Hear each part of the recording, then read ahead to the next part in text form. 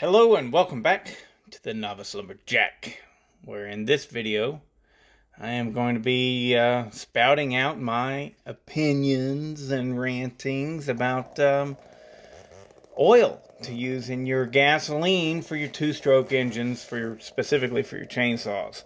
I figured instead of having a bunch of pictures of oil, it'd be better just to watch some actual footage of cutting up wood. Right now I'm using the Husqvarna 55 with the 24-inch bar, and as you can see I have to bend over minimally, which is excellent. That's the whole reason to run this long bar on this little chainsaw for me. It's really rips good. I will say that it dulled extremely quickly in this in the making of this video. But anyways, on with it. Oil.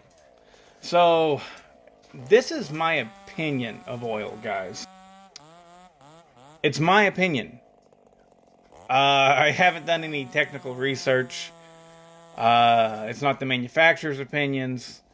Nothing. The only thing that my opinion is based off of is my personal experiences. And that's the way yours should be too. In simple format here, I'm going to sum everything up real quick. Buy some oil, mix it in your damn gasoline, and run it. There you go. Have your own experiences with oil. Because a lot of these guys, they really get nutso on it. Now, I have been running two-strokes since I was about 4 or 5 years old. Had a little moped that was a two-stroke, and I've used all kinds of stuff. Outboard motors and boats, dirt bikes, four-wheelers. I used to race some motocross back in the day. All kinds of stuff. And plainly, I have never had an engine failure based off of the oil that I used. So what I do is I pick what smells good. I really like using Caster 927.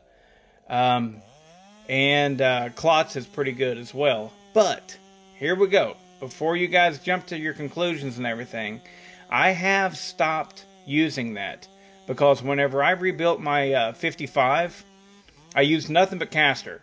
Caster and Klotz. Caster 927. Smells great. Love it. And I'd run 32 to 1. Sometimes I started changing up to 40 to 1. But I think with this I was running 32 to 1.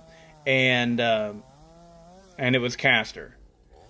And I hadn't had but maybe as much as 10 tanks of fuel ran through the saw after the fresh rebuild before I took it apart to then port the saw. I was wanting to see how it ran before I ported it. Anyways, after just 10 tanks, the exhaust was carboned up. It wasn't quite gummy yet, but it was getting there. And the top of the piston was all carboned up. Again, not bad. It wasn't like it was flaky or anything like that. But it really did make me go, oh, yeah, this Caster and the Klotz leaves behind a lot of carbon buildup. And so ever since then, I mean, again, my machine did not fail. I've never had a failure due to oil.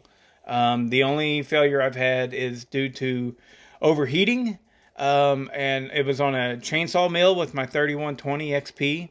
And again, with that, I was probably just running it a little bit too lean, but it was an old spent cylinder anyways. So there's a lot of factors that went into that. And with oil specifically, just run 40 to 1 of pretty much any modern oil, and you'll be fine.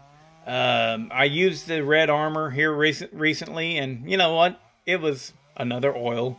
It was nothing special. It was exactly the same as a Husqvarna synthetic oil or steel synthetic oil, whatever. I've used about everything that there is. The only thing that I personally don't want to run is 50 to 1.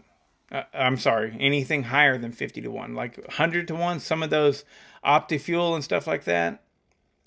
I'm not down with that. That's a little bit much if you ask me. But anyways, I mean, I know that there's going to be guys out there that's like, oh, I run that stuff. I ran it for the last 15 years, and oh, it's great. Oh, all right, good for you. I don't feel comfortable running 100 to 1. Not at all. I really don't even feel confident running 50 to 1, even though I have, and I continue. I do. But especially on the older saws, I like to have a 40 to 1 mix. And that's what makes me feel comfortable. But if I was running something like an old ProMac 1010 or an old Homelite, I'd probably actually step it down or up, however you want to look at it, to 32 to 1. But anyways, that's enough of that. You get it. I don't think that there's any big deal with oil. I just go for what smells the best. And this tree job was horrible. It's just a cleanup job. So much kudzu and crap all over the place. My chain got dull very quickly. And as you see here at the end, what you're about to see is me explaining these trees that got hung up because, well, yeah, they were hung up a little bit in the other tree, but the kudzu was just horrible. I couldn't even get to it. It was the video can't showcase how bad it was. It was scary getting in there because of so many vines and kudzu.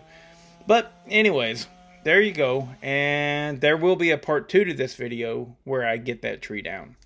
All right, thanks for watching. Both trees, both of them, are cut off at the stump. Just sitting there, waiting. It's hung up right there, and the vines. Oh, shit. I don't know what to do other than tell the lady, don't come back here. Winds will bring them down eventually. You know, I mean, I don't have a rope to get up, throw up in there and stuff. But yeah, they're cut off. They're just hanging there. Vines suck. I mean, they're terrible. I even cut a huge chunk out of this bigger one. Just, where's it at? I don't know if you can, yeah, you can't really see it. And I don't want to walk back there again, it's unsafe. But it's just sitting there precariously. This, the one over here on the left, that's completely cut. Completely. All the way across. And it's still hung up with the vines and in this other tree. So, well, all I can do is wait for it to fall. All right.